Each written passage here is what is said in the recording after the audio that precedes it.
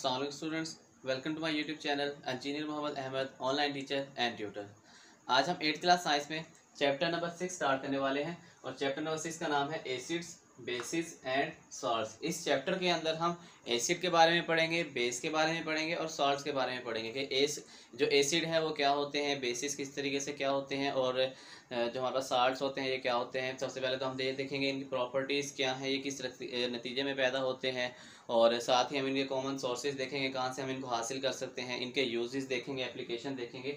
तो सबसे पहले हम स्टार्ट करते हैं एसिड के बारे में कि एसिड क्या होता है। तो एसिड के बारे में कहा जाता है the acid is drive from a Latin word acidus. जो हमारे पास एसिड है एक लातीनी लफ्ज़ है, हमने इसे माखूज किया हुआ है, जो लातीनी लफ्ज़ क्या है एसिडस। अब इसका मतलब क्या है, a group of compounds that have सोर टेस्ट।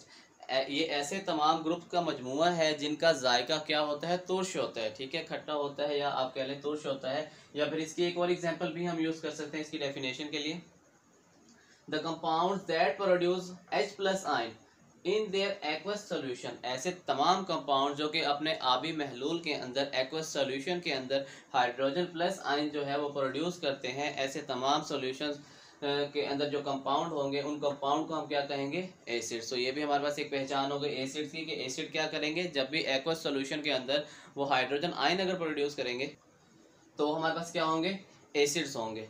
अब उसके बाद नेक्स्ट है सोर्सेस ऑफ कॉमन एसिड्स। जो हमारे पास एसिड्स होते हैं हम इनको कहाँ से हासिल कर सकते हैं, कॉमन सोर्सेज इसके कौन से हैं। तो बुक के अंदर ये चीज़ टेबल के अंदर मेंशन की हुई है, आप वहाँ से देख भी सकते हैं और आपको स्क्रीन पर इस टाइम इसकी डायग्राम नज़र भी आ रही होगी, जैसा कि यहाँ पर हमें दिखाया गया है।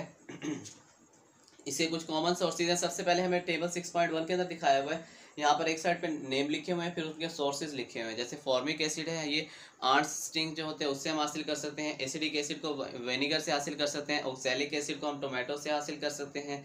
सिट्रिक एसिड जो होता है वो सिट्रस फ्रूट से हम हासिल कर सकते हैं। इसी तरीके से आगे मजीद बताया हुआ है। टार्टेरिक एसिड जो है वो हम टैरामेंड और ग्रेप से हासिल कर सकते हैं। लैक्टिक एसिड जो है वो हम योगर्ट से हासिल कर सकते हैं। और ये बाकी भी हमें टाइप इसी बताई हुई है। तो आपने ये जो टाइप्स हैं इनकी जो नेम है और सोर्सेज हैं ये आपने याद रखनी है, अक्सर MCQs में आ जाते हैं। ठीक है, उसके बाद नेक्स्ट हमें मजीद बताया हुआ है some important mineral acid and their formulae. अब हमें कुछ मिनरल एसिड्स के बारे में बताया हुआ है और इनके फार्मूलाज बताए हुए हैं, तो ये भी आपने देख लेने हैं।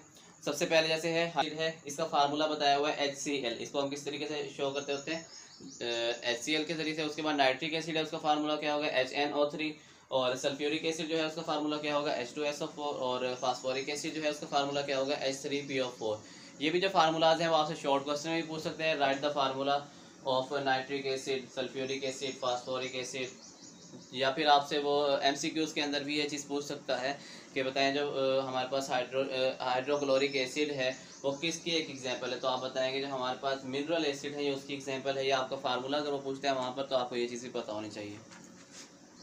अब इसके बाद नेक्स्ट हम देख लेते हैं इनकी प्रॉपर्टीज़। ठीक है, जो हमारे पास एसिड्स होते हैं इनकी खसूसियात क्या होती हैं, हम किस बेसिस पे या किस बुनियाद पर हम कह सकते हैं कि ये जो चीज़ है हमारे पास एसिड है, इसकी शनाख्त क्या है, इसकी खसूसियात किस तरह की है। तो सबसे पहले इसकी प्रॉपर्टी हमें बताई हुई है ऑल एसिड्स हैव सोर टेस्ट। जितने भी एसिड्स होंगे सबसे पहले तो इनकी पहचान ये होगी कि इनका जायका क्या होगा, तुर्श होगा।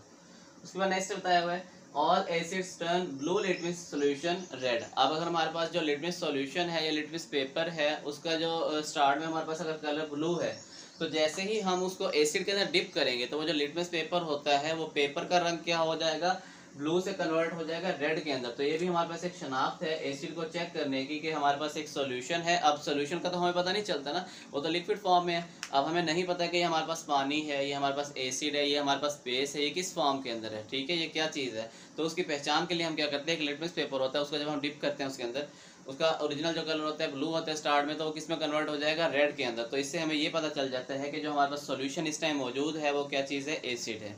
उसके बाद नेक्स्ट है स्ट्रॉन्ग एसिड्स है कोरोसिव लिक्विड। अब जो हमारे पास स्ट्रॉन्ग एसिड होते हैं ये जला भी सकते हैं। ठीक है, बहुत ही ज़्यादा कोरोसिव होते हैं ये। और इनके बारे में बताया हुआ है दे कैन बर्न स्किन। जो हमारी स्किन होती है उसको ये डैमेज कर सकते हैं, जला सकते हैं। डिस्ट्रॉय फैब्रिक्स, जो हमारे पास कपड़ा वगैरह फैब्रिक्स होती हैं उनको डिस्ट्रॉय कर सकते हैं। एंड एनिमल टिश्यूज़, इसी तरीके से एनिमल टिश्यूज़ जो होते हैं उनको भी ये क्या कर सकते हैं, डिस्ट्रॉय कर सकते हैं।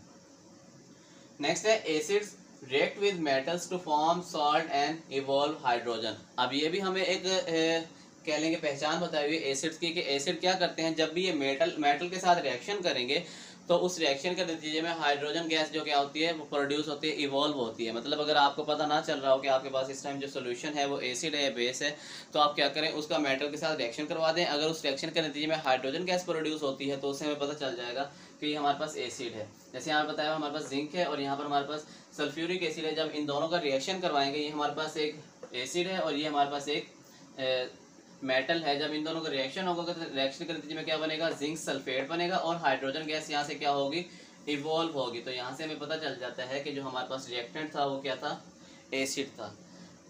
मजीद हमें आगे बताया हुआ है acids react with metals carbonate and metal hydrogen carbonate to produce carbon dioxide. इसकी एक और भी पहचान बताई हुई है कि अगर हम इसका रिएक्शन करवाते हैं मेटल कार्बोनेट या फिर इसका रिएक्शन हम करवा लेते हैं मेटल हाइड्रोजन कार्बोनेट के साथ, तो उसके नतीजे में कार्बन डाइऑक्साइड ये प्रोड्यूस करते हैं। जैसे यहाँ पर बताया हुआ कैल्शियम कार्बोनेट है, जब इसका रिएक्शन करवाएंगे हम HCl के साथ, ठीक है, हाइड्रोक्लोरिक एसिड के साथ, तो उसके नतीजे में क्या बनता है, हमारे पास कैल्शियम क्लोराइड बनेगा, वाटर बनेगा और उसके बाद यहाँ पर कार्बन डाइऑक्साइड जो है वो प्रोड्यूस होगी। ठीक है, तो ये भी हमारे पास किस तरह का है, एक एसिड का ही रिएक्शन है।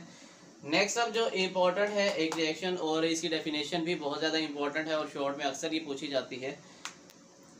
तो यहाँ पर इसका शॉर्ट क्वेश्चन इस तरीके से आता है, व्हाट इज न्यूट्रलाइजेशन रिएक्शन। ठीक है, न्यूट्रलाइजेशन रिएक्शन क्या होता है, तो इसकी डेफिनेशन क्या होगी, acids react with bases to produce salt and water. जब हमारे पास एक एसिड है उसका रिएक्शन अगर हम करवा देते हैं बेस के साथ, तो वो क्या करेंगे, एक दूसरे के इफेक्ट को न्यूट्रल बना देते हैं, ठीक है, कैंसल आउट कर देते हैं और उसके नतीजे में दो चीज़ें बनती हैं, सॉल्ट एंड वाटर। तो इस तरह का जो प्रोसेस होता है, इस तरह का जो रिएक्शन होता है, उसे हम क्या कहते हैं, न्यूट्रलाइजेशन रिएक्शन या न्यूट्रलाइजेशन प्रोसेस। अगर इसकी एग्जांपल देख ली जाए, हमारे पास सल्फ्यूरिक एसिड है और हमारे पास NaOH है, सोडियम हाइड्रोक्साइड मौजूद है। जब इन दोनों का रिएक्शन करवाएंगे, अब यहाँ पर जो हमारे पास एक एसिड है और एक हमारे पास बेस है, जब एसिड का बेस के साथ रिएक्शन होगा तो उसके नतीजे में लाजमी तौर पर क्या प्रोड्यूस होगा, हमारे पास साल्ट प्रोड्यूस होगा और वाटर प्रोड्यूस होगा। तो यहाँ से ये किसकी एग्जांपल है, न्यूट्रलाइजेशन रिएक्शन की एग्जांपल है। तो स्टूडेंट्स, ये था हमारा आज का लेक्चर। आई एम श्योर कि आप तमाम स्टूडेंट्स को हमारा आज का लेक्चर भी समझ आया होगा। अगर कोई भी चीज़ आपको समझ नहीं आई तो आप लोग कमेंट सेक्शन में मुझसे इजीली पूछ सकते हैं। Don't forget to subscribe my channel. See you in next lecture. Take care. अल्लाह हाफिज़।